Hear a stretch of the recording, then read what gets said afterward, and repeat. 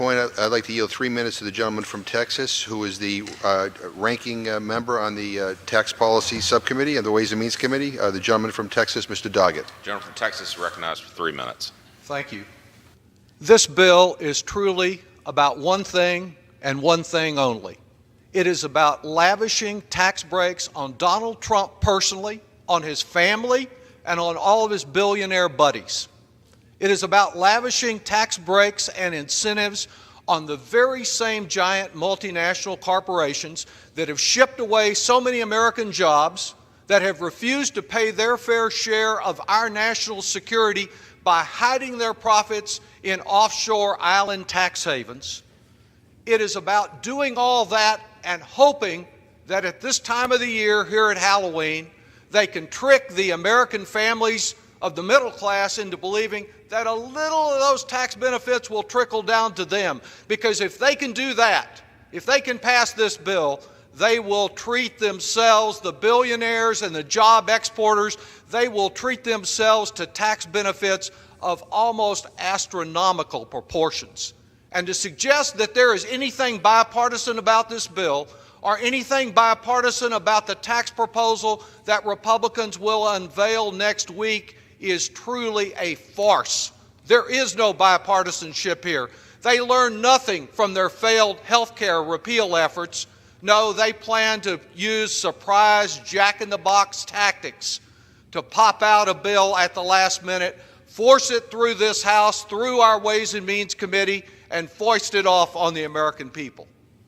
And with Halloween coming, there is a simple trick-or-treat test that you as an American family can use. If you are in the top 1%, you get 80% of the benefits, of the individual benefits out of this bill. So just look at your income. If you're not up there in the $700,000 or $900,000 range, don't count on getting much benefit out of this bill. In fact, a number of studies show your taxes may actually go up while others see a significant decline in the revenue they're asked to pay to finance our country.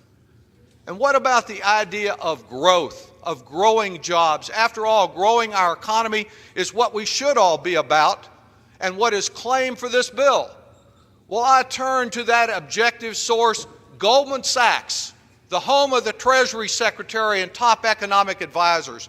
Goldman Sachs, within the last month, has advised its own investors, don't expect much out of this tax bill, because any momentary growth at the beginning will be offset by the trillions of dollars of additional debt from the same people that have been telling us for years we can't afford another dollar for abused children, we can't afford the dollars for children's health care because we're so very worried about the national debt.